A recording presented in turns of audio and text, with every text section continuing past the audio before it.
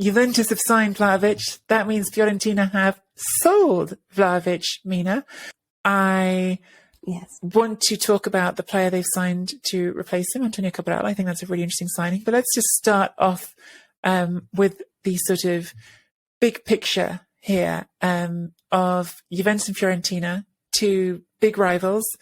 Certainly, I would say traditionally that is a rivalry that's been felt more on the Florentine side, more for the people of Firenze than for the people of Torino. Well, the Juventus fans, people of Torino are a diverse bunch, don't all support one club.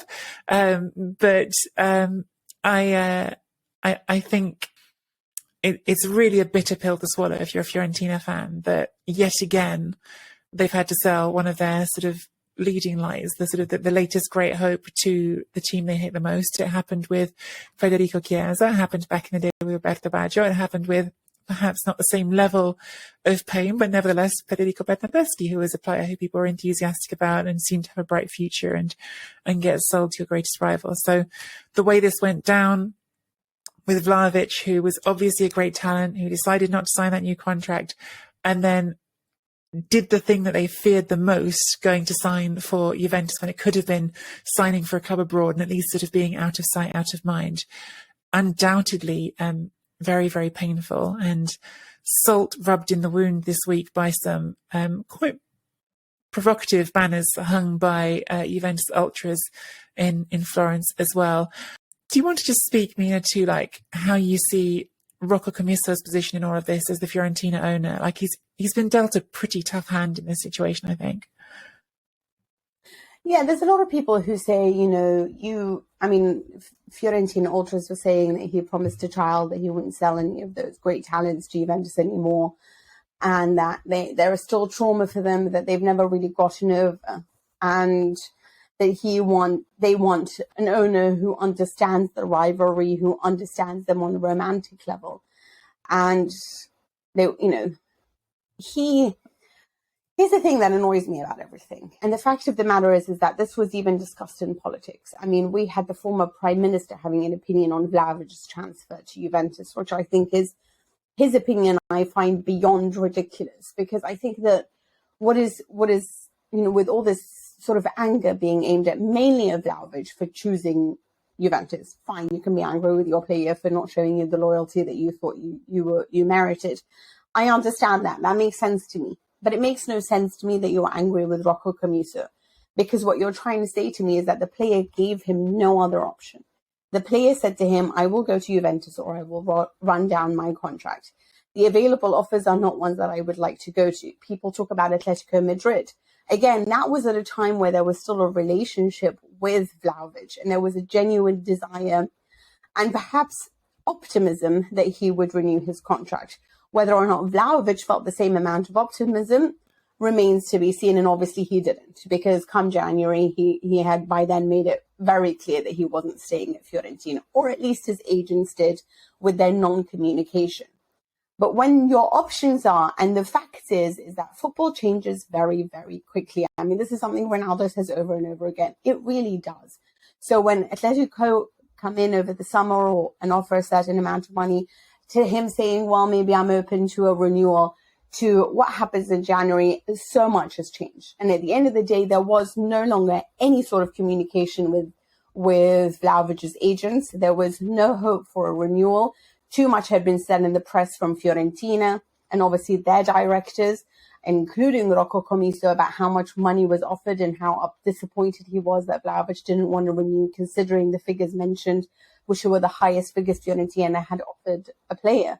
And there was a part of him that seemed genuinely disturbed by the fact that Vlahovic wouldn't accept 4 million, because that was just so high for Fiorentina, almost not understanding that the player had his own ambitions. The thing is with Commisso is he is new to Italian football. He came in to Fiorentina and thought genuinely that he would manage to overcome all the bureaucracy and build a stadium quickly. And every day he gets dealt a blow, because he can't understand as an American how hard it is to be a president of a football club.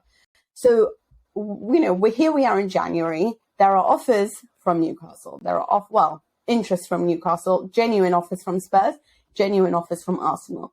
The player only wants Juventus. The player's agent only wants Juventus. So your option is I let him wind down his contract, or I take the 75 million and use that to reinforce my club and make sure we push for Europe and eventually become the team that doesn't need to sell talent to anyone because players want to stay with who we are. He's thinking of his future. He's a corporate man. He's a man who understands business and football. And this is the situation. So in any sense, for me, it's just crazy to think anyone would be upset with him. Yes, I understand the aesthetic. It's not nice to lose a player. Obviously, they've lost Baggio. They lost Chiesa. What is going on? They're all choosing Juventus. But it's like every player in the Bundesliga chooses to go to Bayern, you know? So it's difficult because you're asking these players to not have these ambitions. Well, why don't you try to sell them abroad? The player doesn't want to go. So what do you want me to do? At the end of the day, the player wants to stay in Italy. And instead of just staying with my club, he wants to go to the best club in Italy, or a club that is going to be trying to play European competition, trying to win those trophies, to be alongside the likes of Giorgio Chiellini or whoever it is, and coached by Max Allegri. At the end of the day, unfortunately, for a lot of these owners, the players will make the difference. And if the player chooses Juventus, you have no option but to take the money and make a wise decision in a corporate sense, because you have a fiduciary duty to your club and to everyone who works within that club. You can't turn down money because it's Juventus. So this is the romance part in football that for me has never made sense. I mean, romance in general makes no sense for me. I despise it. I think it's disgusting, frankly speaking.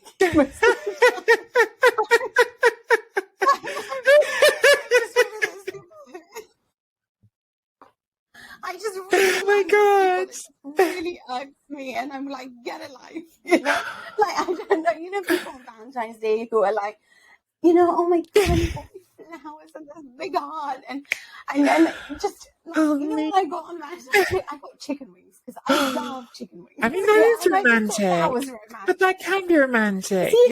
You're confusing. Yes, no, Mina, you're confusing like sanitized romance that we're told to like by Hollywood with like actual romance. Actual romance is getting the chicken wings if that's what you want, brought to you by the person you want to bring them to you. But then Commisso is doing actual romance. He's taking the money to invest in Fiorentina to make it a bigger club, to push for Europe, and to no longer ever have these things. But they don't look at that. They think, oh my God, how could you have sold to Juve? Honey, they're not your... Like, as in, there has to be a dose of reality here. This is what I wonder about this world, you know? Like, I know I'm taking this off tangent, but people who sit there and listen to positive affirmations, I'm looking for negative affirmations. Oh because God. I feel like this is detrimental, yeah? When you hear every day, I am worthy of, like, well, why are you worthy? Like, as in, like, I get it. Like, everyone should have, like, a positive, you know, note. But I think people have become, like, demanding now of such a high level, and there's no more tolerance for normality and reality, you know? Like, we are Fiorentina Ultras and we deserve the best. No, you really don't. If you don't want to sell to Juve, pay him the 70 million, you know? Like, he's not going to go out of pocket to satisfy your romantic needs of not selling to Juventus. Like, we live in the real world. Do you know what I mean? And there's money and bills and people's lives and salaries to pay. You can't have that. We don't want to sell to Juve because they're not your rivals. They're just not. Your rivals are Sassuolo. Your rivals are Sampdoria. I don't know who, Lazio maybe, but they are just not Juventus. Juventus and Inter are operating at a different level. Maybe one day they will be, but it is weird to still have these romantic ideals where you're still clinging on to this. You can't sell to this team and you have to do this team. Pay the man 75 million and make sure Vlahovic stays or goes to another club. But until you can cough up the cash and it hurts your pocket, don't talk to me about romance. And Rocco Commisso, he is an annoying little man who talks too much, but he is doing what's right by his club, and he is doing fiduciary duties. And that is exactly what I expect from my president at the end of the day. I want my future to be secure. And if it means that I have to sell to the devil, I will sell whatever he wants. Mina is That's my piece. on fire this week. I just want to clarify. It's Valentine's Day, and it's going to get all this rubbish disgustingness.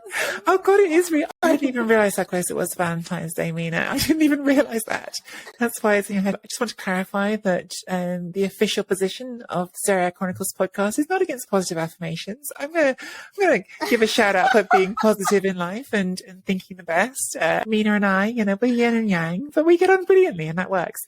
As long as you have dose of reality in these positive affirmations, I'm fine. But I have a right to be happy. No, you know what I mean?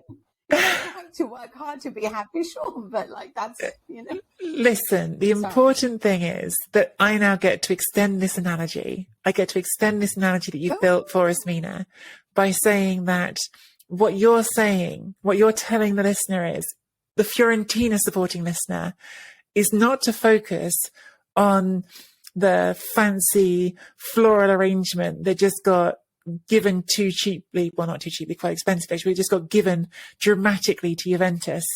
But the bucket of chicken wings that is Arthur Cabral, who, by the way, I think I called Antonio Cabral earlier because I was having a brain melt moment thinking about Antonio Conte. But Arthur Cabral is your footballing bucket of chicken wings who's been brought in from Basel, where he's absolutely been prolific for the last 3 seasons. I think he's already on 27 goals this season, which when you think it's only January is a little bit bonkers. Scored 20 last season and I think 18 the season before, which was the season that he arrived. I think he's a really fascinating signing.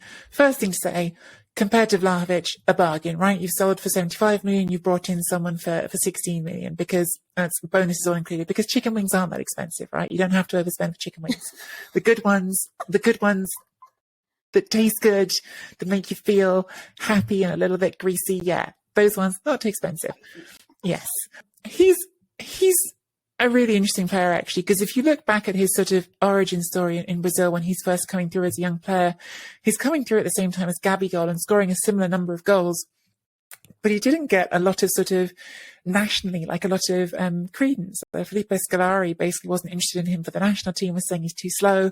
And that's why he didn't, as tends to happen with prolific, young, interesting Brazilian forwards, didn't get snapped up for loads of money by someone big in Europe. He ended up going to Basel and for not much at all at the time. I think it was just a few million, and getting to sort of build his sort of career in a different way, going through playing in the Swiss leagues where again he's been absolutely prolific. And I think he's a very different forward to Vlahovic. When you look at them stylistically, Vlahovic, as I said before, is all physicality and power and pace and explosiveness and gonna absolutely make your defenders feel like, oh my God, I'm being imposed on. Cabral, he's not small actually. He's probably a couple of centimeters shorter than Vlahovic, but he's not small. But he's also not someone who dominates you in that way. In fact, he remains, as Scolari described him, not the fastest. Like you look at other centre forwards who play in the way that he does, trying to play on the shoulder of defenders, and you expect a bit more explosiveness than that. But he has these incredible, quick feet almost, his ability to navigate tight spaces. And look, it's always hard to know when someone is coming from, with the greatest respect in the world, Swiss Super League, a league that is a step down, whether or not those specific talents are going to carry across as well in a league that historically has been known for great defending. I'm not certain that really applies to Serie anymore, but certainly has been.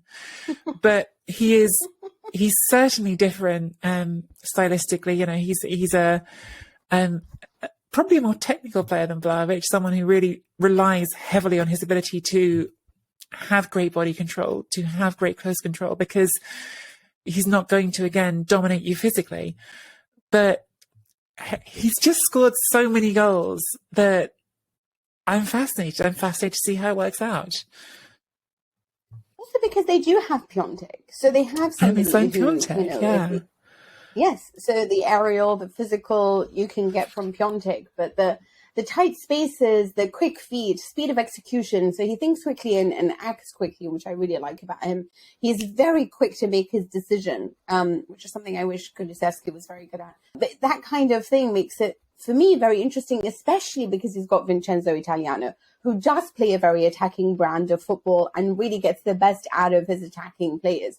So on that level, and you put Kone, obviously, the winger that they have bought in, they've really acted very well in this transfer market to fill the gaps in their attacking lineup. And obviously the sale of Vlahovic. So that's, kudos to you for building this wonderful team, to try to make up for this loss. And I do think that he is a player that if you are going to make that step, considering the fact that maybe pace is not his number one quality, but it is the tight spaces. You're coming up against tight defenses. Sometimes Sampdoria used to play with 3 and 5, or a lot of them will have like 8 or 7 men lined up at the back. You will need a player like that. And it answers and goes into a different, fills a different league, let's say. And I think for him that if he is making the transition to another league, one of the top 5 leagues, then Serie A is probably a great one for him because of the tight defending that he will come across and that he might be able to overcome, because he's not the fastest player, but he does have speed of execution. And there is just this ability to show off what he can do. So it's a stepping stone for him, if you will, to try to get into the national team or try to show us all that he is worthy of the attention. Because like you said, he's prolific, and Basel has a great scouting system. So if they've chosen him, it's not because he's cheap. It's because they know that he can do something special, and he has done something special. His record is incredible. So I am really interested to see, because there's a higher level of sort of tactical requirements going to be asked of him when he's at Fiorentina. But I am in love with Italiano, and if there's anyone I trust to get the best out of you, hopefully it's him. So I'm interested to see how that is. Yeah. I also love the way he speaks. He seems very level-headed and fun, and King Arthur. Let's see what King Arthur will do for us.